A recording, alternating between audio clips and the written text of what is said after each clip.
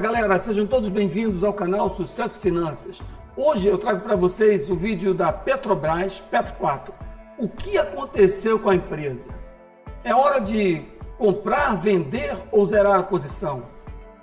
Por que o mercado está tão arisco, tão nervoso com essa empresa, ao ponto de provocar quedas em um dia de mais de 20%?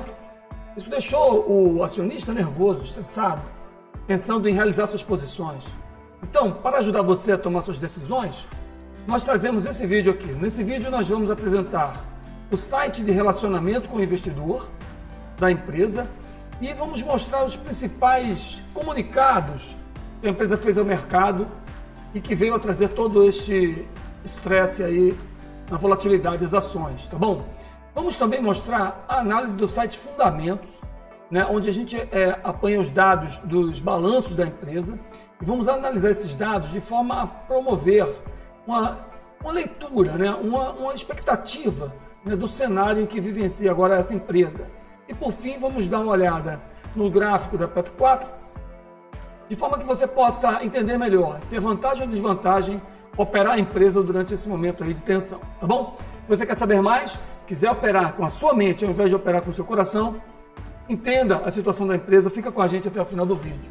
Se você gostar, dá um like e compartilhe com seus amigos, tá bom? Isso nos ajuda a crescer. Um grande abraço, eu me chamo Sérgio Batista, esse é o canal Sucesso e Finanças. Vem comigo! Bom, galera, a gente está aqui no site da Petrobras, o site de relacionamento com o investidor. Basta você digitar no Google Petrobras, espaço RI, vai cair nessa página, tá? Gostei da visão geral. Muito bacana.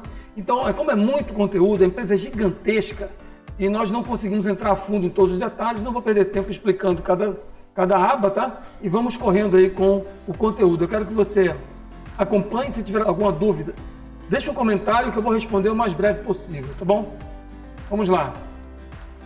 A Petrobras deixa aqui na sua página inicial, né, um acesso aos comunicados ao mercado. Antes disso, eu gostaria de voltar aqui e mostrar para vocês o seguinte: a empresa está deixando, para quem acessa pela primeira vez, uma notificação de resultados do quarto trimestre de 2020, tá bom?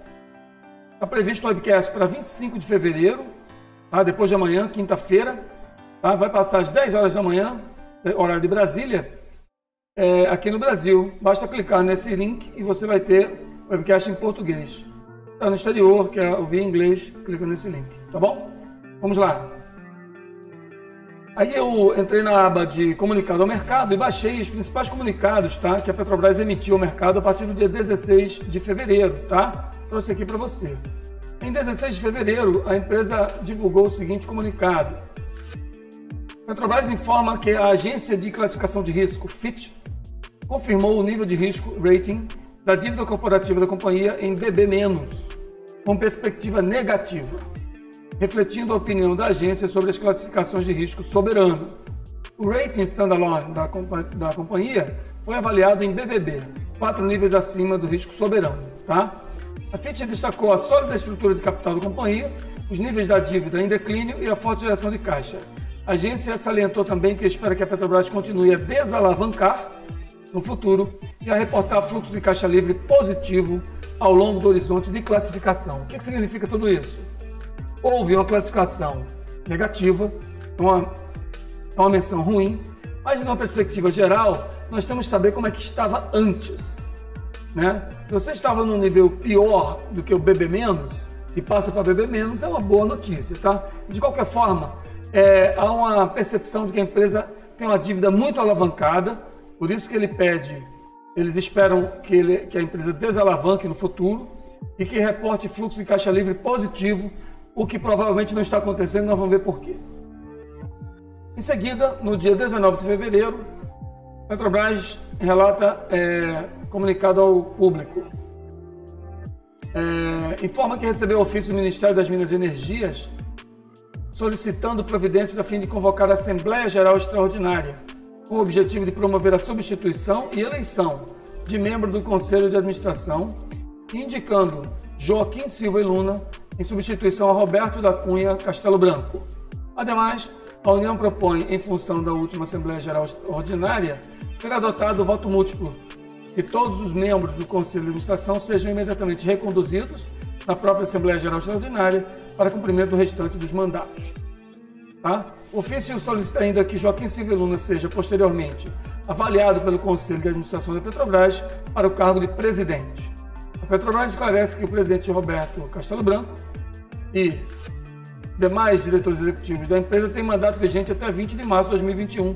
A Petrobras informa que novos fatos relevantes serão oportunamente divulgados ao mercado. Quanto a esse fato, que eu tenho a dizer que na minha leitura está tudo certo. O presidente tem autonomia para designar o próximo presidente, o mandato termina daqui a um mês, né, do Castelo Branco, e ele está antecipando-se aos fatos. Ele quer primeiro colocar o Joaquim Silva Luna no Conselho Administrativo, uma vez que, por regulamento da empresa, somente um membro do Conselho pode ser eleito presidente. A partir do momento que ele seja admitido em substituição a Castelo Branco no Conselho, ele passa a transicionar o cargo de presidente, tá bom? De Castelo Branco para ele ali, para se pôr a par do andamento da empresa e assumir, no final do mandato Castelo Branco, a presidência da empresa. Tudo certo. Por fim, no dia 22 de fevereiro, né, a Petrobras divulga que recebeu um ofício da B3 em que pede esclarecimentos, né? Tendo em vista as últimas oscilações registradas com os valores imobiliários de emissão da empresa, o número de negócios e a quantidade negociada conforme abaixo, viemos solicitar que seja informado até 22 de fevereiro se há algum fato de conhecimento de Vossa Senhoria que possa justificar essa volatilidade. A resposta é que não houve, da parte da companhia, nenhum fato relevante que viesse a provocar essa volatilidade. Algum fato que não tenha sido divulgado, tá? Ele explica tudo aqui, é um texto longo, e na conclusão, diante disso, a companhia imediatamente divulgou fato relevante, dando notícia integral do teor do referido ofício, tá? Dizendo que a companhia está cumprindo a legislação de divulgar fatos relevantes. Tudo bem? Então é isso, o cenário é esse. O mercado não gostou dessa mudança. Há muita mídia falando que a intervenção, dedo do presidente na política de preços, não houve nenhuma menção à política de preços. E, em função dessa insegurança, o mercado prefere liquidar posições e não correr o risco, tá? Assim, as cotações caíram. Então, vamos ver como funciona a posição acionária da empresa. Primeiramente, é bom destacar que existem dois tipos de ações: as ações preferenciais e as ações ordinárias. As ações ordinárias são aquelas que dão direito a voto, e as ações preferenciais são aquelas que dão direito a receber proventos preferencialmente. Portanto, essa empresa ela não faz parte, né, do novo mercado. O novo mercado presume que haja somente um tipo de ações oferecidas ao mercado, e para isso a empresa deveria reestruturar a sua composição acionária, recomprando todas as ações PN e fazendo a distribuição proporcional, né, entre as cotações da PN e ON aos acionistas de ações, novas ações ON, ok? Isso não foi feito. A empresa trabalha com ações preferenciais e ações ordinárias. Bom, inicialmente, o capital total da empresa está distribuído da seguinte maneira: 36,75% pertence ao grupo de controle. Quem é o grupo de controle? O governo federal, com 28,67%, o BNDESPAR, que tem 7,04%, e o BNDES, com 1,04%. Este grupo de controle detém 36,75% do total de ações da empresa. Investidores não brasileiros possuem 43% e investidores brasileiros 20%, assim como neste gráfico, tá? Logo abaixo, e aí deixa aqui um free float, né, que é a disponibilidade total de ações ao mercado, muito bom, né, de 63%, ou seja, apenas 27 ou 26,75% estão reservados em domínio dos sócios majoritários, e então a empresa tem um determinado grau de abertura aceitável, né? Bem interessante. Nas ações ordinárias, aquelas que dão direito a voto, o governo detém sozinho 50,5%, ou seja, o grupo de controle ele detém maioria, então todas as decisões que o grupo de controle determinar, a princípio, devem ser aceitas pelo restante dos acionistas de ações ordinárias, porque eles têm maioria de voto, tá? E por isso a empresa Petrobras não é considerada totalmente capital aberto, capital misto, porque a grande parte das ações está em poder do Estado. O grupo de controle é composto pelo governo federal e BNDESPAR. sendo que o governo federal detém 50,26%, suficiente para determinar ações decisórias definitivas para a empresa. Tá? Os investidores não brasileiros possuem 40%, assim distribuídos, ADRs na Bolsa de Nova York e na B3, 14%, 25%. Tá bom?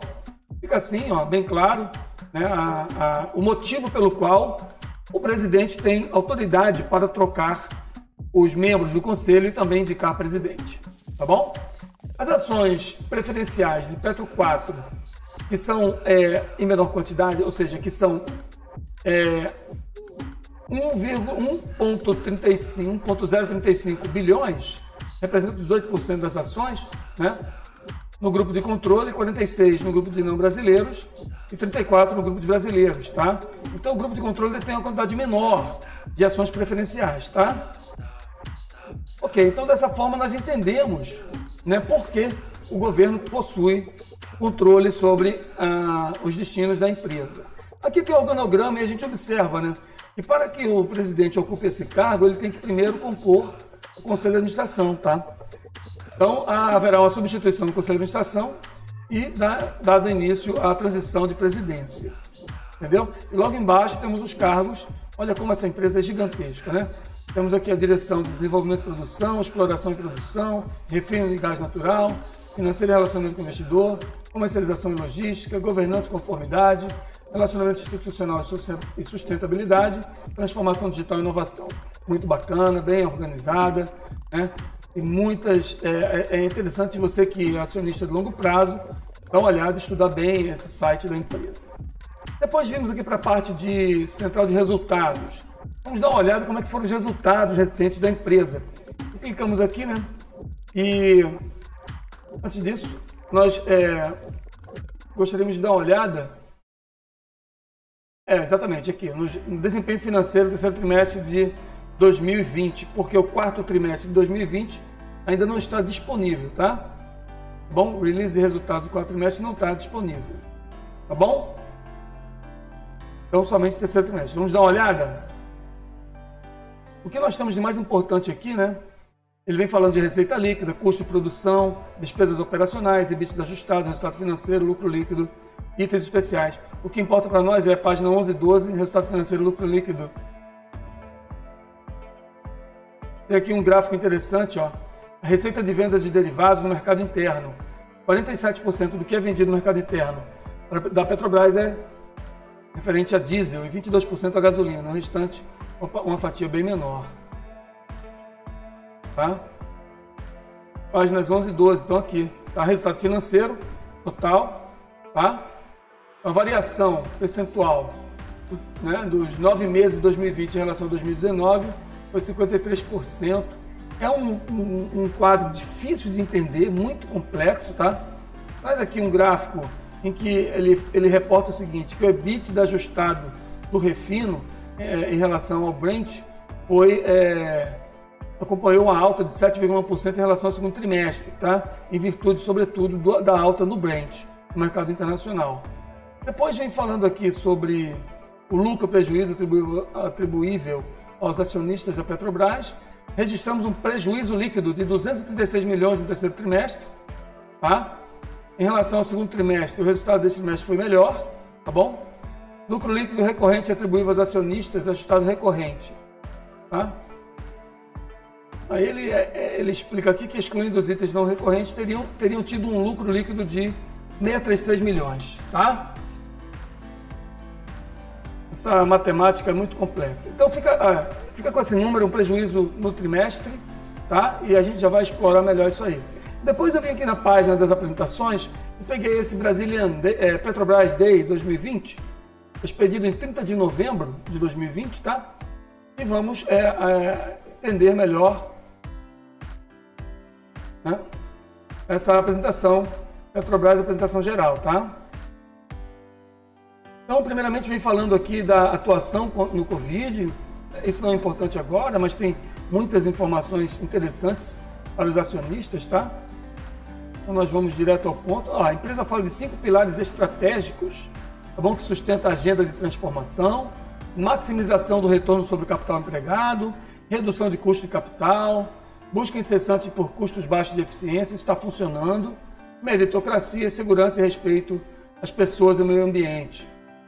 Então ele fala aqui da taxa de acidentes registráveis por milhão de homens-hora, tá? A evolução dos indicadores de Environment, Social and Governance. Então ele vem trazendo aqui sobre o meio ambiente, emissões controladas, né? O limite máximo tolerável é de 78 metros de CO2, né? E aí a gente atingiu aí, ele vem falando aqui da curva de crescimento, tá? E depois a intensidade de carbono na produção de óleo e gás, né? Está aqui reportada, e a intensidade de carbono no refino, tá bom? Depois fala das análises de resiliência. As ações que geraram caixa para a empresa, tá? Fluxo de caixa livre, estão acima do break-even, tá? Então houve primeiramente um saque nas linhas de crédito, tá bom? Empréstimo, dívida, depois vem pegando aqui novas captações, rolagens de dívidas, né? Redução de investimentos, que gerou mais crédito, né? E depois aqui 2 bilhões aqui de redução de custos operacionais, o que gerou um caixa livre de 15 bilhões para a empresa. Aí temos outra planilha aqui, né? A revisão de métricas de endividamento, topo de endividamento e geração de valor. A dívida bruta da empresa de 87 bilhões em 2020. A previsão no médio prazo que cai para 60 bilhões de dólares. É uma dívida muito grande, com 87 bilhões de dólares. Tá? E tem uma expectativa de melhora no quadro. Leve aumento do endividamento, apesar da crise. Então, com a crise, a empresa se endividou mais, a gente já viu na planilha anterior. Tá? A gestão ativa de portfólio, como que a empresa maneja os seus ativos, né? Os campos, a parte de refino, distribuição, tá? Então tem aqui, ó, venda de ativos nos quais a Petrobras não é dono natural, tem um plano de desinvestimento. O que é desinvestimento? É você vender ativos que estão dando prejuízos para diminuir a recorrência de prejuízos e transformar esses ativos em caixa, em recurso financeiro para melhorar a gestão da dívida ou até financiar novos projetos, tá? E oportunidades adicionais, né? A privatização da BR Distribuidora, Braskem, a venda desses ativos, ativos no pós-sal e ativos na Bolívia. Os desinvestimentos são uma fonte importante, né, de recuperação, sobretudo para diminuir a alavancagem, o tamanho da dívida da Petrobras. Tá? Cronograma de plataformas, tem muito conteúdo interessante aqui para vocês. Se mostra que a empresa é gigantesca e ela está se esforçando para diminuir a sua dívida, que foi causada em grande parte pela gestão do PT, aí, dos governos anteriores, saquearam o caixa da empresa, e ela está se reorganizando e está indo muito bem nesse sentido, tá? Bom, aí nós passamos para a distribuição de dividendos, tá? Dividendos, juros sobre capital próprio, e vamos direto às ações de Petro 4, que em 2020 não houve distribuição, tá? Somente em 2019, tá? 2020 não tem nenhuma distribuição de PN aqui, de juros, nem de dividendo. Em 2019 houve essa distribuição aqui, tá? Mais ou menos aí, menos de 1 centavo, 35 de dividendo, né? Juros de capital próprio, 35 mais 17,51, né? 68, 76 centavos por ação, muito pouco. Uma ação que custa R$20, paga menos de 1% de dividendos, dividend yield. Muito pouco, tá? Isso aí realmente para quem opera em longo prazo, precisa ter um componente maior em dividendos. Vamos dar uma olhada aqui no site Fundamentos. A ação da Petrobras, Petro 4, ela opera no setor de óleo e gás, biocombustíveis, exploração e refino e distribuição, tá? Primeira coisa, eu quero saber qual é o tamanho do lucro. Eu venho aqui e vejo lucro líquido, menos 44 bilhões, 629 milhões nos últimos 12 meses. Isso é estarrecedor, certo? Em um ano, a empresa produziu 45 bilhões quase de dívida, ou seja, de resultado negativo. Ou seja, não me interessa, olhando para esse gráfico, para esse quadro aqui, não me interessa saber se foram despesas não recorrentes, se foram devidas à crise, se foram outros motivos. O fato é, no balanço consta, a empresa teve um prejuízo de 44 bilhões e meio, e o seu patrimônio líquido é 247,7 bilhões. Então eu abro aqui uma calculadora, tá? E vou ver qual é o tamanho do prejuízo. Primeiro lucro, prejuízo de 44.629.000 dividido pelo patrimônio líquido. 247.736.000. Olha, o prejuízo foi da casa de 18% do patrimônio líquido. Se essa empresa continuar por mais 5 anos com esse desempenho, ela vai zerar, ela vai ter um prejuízo total equivalente a todo o seu patrimônio, ela vai ter que dobrar a dívida para continuar existindo. Tá? O que eu quero na minha carteira? Uma empresa que tenha uma forte geração de lucro, tá? E um forte dividend yield. Dividend yield é o dividendo pago ao acionista dividido pela cotação. Então, ela não pagou nada de dividendos, porque não gerou lucro, então não pagou nada de dividendos. E quando você dividir nada pela cotação atual, que é 21,45, dá nada, dá zero. Tá certo? Então, ó, uma empresa que está numa situação muito delicada porque está gerando prejuízo. Aí nós vamos lá, beleza. Então vamos ver os indicadores fundamentalistas. O primeiro deles é o crescimento da receita líquida. Bom, para você entender, né? O que me interessa ao analisar os fundamentos da empresa é saber se a receita da empresa está crescente, ou seja, se a empresa está num movimento de expansão ou de retração. Se a receita líquida está crescente, a empresa está sendo eficiente, está ocupando um market share maior, ela está conseguindo agregar novos mercados às suas operações e, com isso, produzindo mais receita na venda dos seus produtos, dos seus serviços, certo? Então, se a empresa está tendo um crescimento negativo, a empresa está encolhendo. Nos últimos 5 anos, a Petrobras encolheu 0,4%, ou seja, está do mesmo tamanho. Tá? Mas a empresa valorizou 116, 124, 169, 170, 206, menos 6, 200. E com essas quedas recentes esse ano, 200 menos 25, 175 de valorização, 175% de valorização, a contar da cotação de 2016. Tá bom? Uma valorização interessantíssima, 175 dividido por 5, vai dar na faixa aí de 35% ao ano de valorização, porém pagando zero de dividend yield. Bom, vamos lá. Demais indicadores. Se o crescimento é zero, eu tenho que ter uma excelente eficiência na transformação de receita em lucro. Mas não, só que não. A minha margem líquida é de menos 16,9, ou seja, para cada R$100 que a empresa produz de receita, R$16,9 são prejuízo, não tem lucro. Quanto maior a receita, mais prejuízo ela vai gerar, entendeu? Nesse quadro que ela está vivenciando aqui. Então, uma empresa que tem uma margem líquida negativa não deve fazer parte do seu portfólio de longo prazo, tá? No máximo, você pode operar uma empresa dessa aí, no curtíssimo prazo, abre uma posição e fecha quanto antes possível para se ver livre do risco, tá bom? Eu não opero essa empresa com essa margem líquida negativa. Eu venho para a dívida sobre patrimônio líquido. A dívida da empresa equivale a 1,81 do seu patrimônio líquido, ou seja, se a empresa tem um patrimônio aqui líquido de 247 bilhões, ela tem 1,8 vezes isso em dívida, 448 bilhões em dívida. Isso em reais, né? A gente viu que estava em 87 bilhões de dólares. Quanto mais o dólar disparar, mais essa dívida vai junto. Então, assim, nós precisamos de uma ação imediata para essa empresa desalavancar.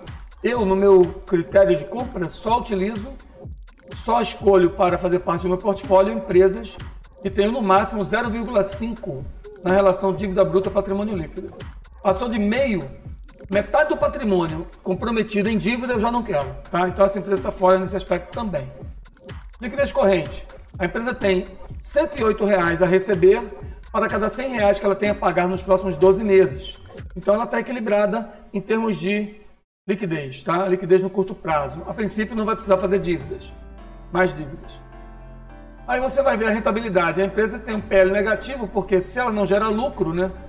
E o PL significa o lucro por ação, considerando que todo o lucro por ação é distribuído aos acionistas, em quanto tempo esse valor retorna para o acionista. É um péssimo negócio. E aí o PL vem negativo, é surreal. Esse dado ele é inexpressivo porque só funciona quando o lucro por ação é positivo. Tá? E em termos de preço, está caro ou está barato? Se você dividir, né, todo o patrimônio da empresa pela quantidade de ações, ó, o VPA, valor patrimonial, dividido pela quantidade de ações, você dividiria 247 bilhões por 13 bilhões de ações, você teria um resultado equivalente a R$ 18,99 cada ação. O valor justo, então, seria de R$ 18,99. Ela está sendo negociada acima desse preço. Então, para mim, a R$ 21,45 não vale a pena comprar Petrobras. Não valeria a pena comprar nem por R$ 18,99. Tá? Eu prefiro procurar por opções melhores de empresas no mercado. Tá bom? Então a empresa está muito problemática. A receita está encolhendo. Ela não produz lucro a partir dessa receita, ela produz prejuízo. Tem uma dívida de quase 2 vezes o seu patrimônio líquido, tá? Uma dívida de quase 2 vezes o seu patrimônio líquido, tá certo? E não tem pagamento de dividend yield, portanto você depende somente da valorização. Então, para compor minha carteira, ela está fora, eu não recomendo e também não faço recomendação nenhuma, tá? Aqui não é um site de recomendações, eu estou só fazendo um estudo do fundamento da empresa. Para mim foi reprovado. Agora vamos dar uma olhada no gráfico e vamos observar o que a Petrobras está fazendo no gráfico semanal, tá bom? Bom, a empresa, ela tem no histórico uma valorização desde 94 que sai da casa nos 20 centavos e foi bater aí nos R$ 30, tá certo? No curto prazo, desde aqui 2016, vamos aproximar, desde 2016 a empresa saiu do patamar de R$ 4,00 para R$ 30, certo? A média de 200 está passando aqui nos R$ 21,49. A empresa passou bastante tempo aqui nessa faixa de preço dos R$ 15, tá? E quando rompeu, ela foi até os 25 e voltou para a faixa dos R$ 15, tá? Trabalhando nesse range, a crise do Covid, ela bateu R$ 11 e depois fez máximo em 31. Então, se a gente considerar somente essa oscilação recente, né? Eu vou apagar essa retração aqui. Vamos fazer somente essa oscilação recente, tá? Do Covid para cá. A empresa teria um preço justo na faixa dos 50% ali no 18,57. Seria um suporte interessante para essa empresa no seu recuo. Ela abriu em gap de baixa ontem, esse é o gráfico semanal, tá? Veio para baixo, foi para cima, né? E agora está trabalhando numa leve alta, a 23,49. A empresa se recuperou no dia de hoje, tá? Na semana já vai com um boom para cima. A gente põe no gráfico diário, a gente percebe aqui que abriu um gap de alta na média de 200, foi testar a banda de Bollinger, né? Uma retração equivalente a um suporte anterior, né? Quando nós fizemos aquela última retração de topo fundo, a gente observou que essa seria a retração de 50% em relação ao último fundo, tá? E aqui a retração de 38,2 passou direto com o gap, passou direto de 50, quase bateu na de 61,8, perdeu de 61,8 e voltou para cima, tá? Estamos aqui entre a média de 200 e a retração de 61,8, esse suporte em R$ 22 aproximadamente, tá? Bom, graficamente, a empresa não dá sinal nenhum de compra, uma distorção muito grande em 2 gaps gigantescos, seria normal uma leve correção no dia de hoje para cima. Mas é bem provável que a partir de amanhã essa empresa volte a cair em virtude da sua dívida exponencial e da falta de credibilidade do mercado externo na sua governança. Vai demorar um pouco, na minha opinião, para que a empresa recupere movimentos altistas. Ela é uma empresa que, quando cai com bastante força, e o mercado deve estar pendurado vendendo puts, vendendo opções de call, trabalhando vendido na call, tá certo? O que é um perigo, né, para quem opera. Ou comprado em puts, que é mais seguro, porque você só perde aquilo que você investe. E por isso, eu acho que vai ser muito difícil o mercado permitir uma alta para vir fechar esse gap.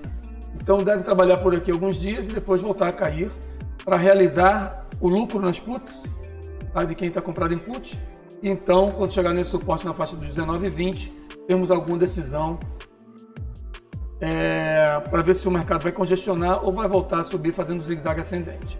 De qualquer forma, nessa posição que se encontra, não há como abrir posições compradas pelo gráfico semanal e muito menos no gráfico diário, tá? É preciso assistir um movimento de pivô de alta. Se estivermos já recuperando, temos que ver o mercado bater em umas médias aqui, voltar numa zona rompida para fazer um pivô de alta. A entrada pode se dar nesse suporte ou na superação do pivô. Antes disso não, mas em função da força do gap, eu duvido muito que isso vai ser fechado tão brevemente, tá? Então dessa forma fica a minha leitura. Eu espero que você que utiliza fundamentos para a gestão da sua carteira entenda muito bem o que eu falei aqui, tá? Basicamente, se você faz a gestão de carteira por fundamentos, não deveria estar comprado em Petrobras. Se você faz uma operação em Petrobras apenas por gráfico, você não poderia estar comprado, deveria ter vendido aqui na abertura do mercado nesse gap, tá? Entubado todo esse prejuízo. Né? Mas quando ela deixou esse gap aqui, trabalhou abaixo da média de 20, essa abertura, esse fechamento já seria uma saída, tá? Bom, já teria saído por aqui. Então assim, quem trabalha swing trade, ele não pode deixar o mercado pesar tanto. Olha o tamanho da barra, né, desse dia. Vamos aproximar e vamos ver, ó. Olha o tamanho da barra desse dia aqui, ó. Uma barra de queda que foi o dobro da primeira barra lá em cima. Ela abriu em gap e já devia ter vendido. Monster gap, o preço vai despencar, tá? São a regra do gráfico diário quem opera na análise técnica. Tá bom, gente? Então, na minha leitura, a empresa não tem fundamentos para permanecer em minha carteira. E você? O que acha? Comente aqui no nosso vídeo, né? Vamos fazer esse comentário se multiplicar. Eu quero ouvir a opinião de vocês sobre a minha leitura e sobre o que vocês pensam da Petrobras, tá bom? Eu peço que, se você gostou, deixe um like, comente e divulgue para os seus amigos e parentes. Ajude a nossa mensagem a chegar mais longe. O nosso canal é um canal gratuito, nós não vendemos nada, não pedimos nada em troca, tá? Só queremos compartilhar informações e conhecimentos adquiridos há mais de 13 anos no mercado. Eu me chamo Sérgio Batista, esse é o canal Sucesso Finanças. Aqui você é sempre bem-vindo e tudo é de graça. Até o próximo vídeo, irmão. Fica com Deus. Tchau, tchau.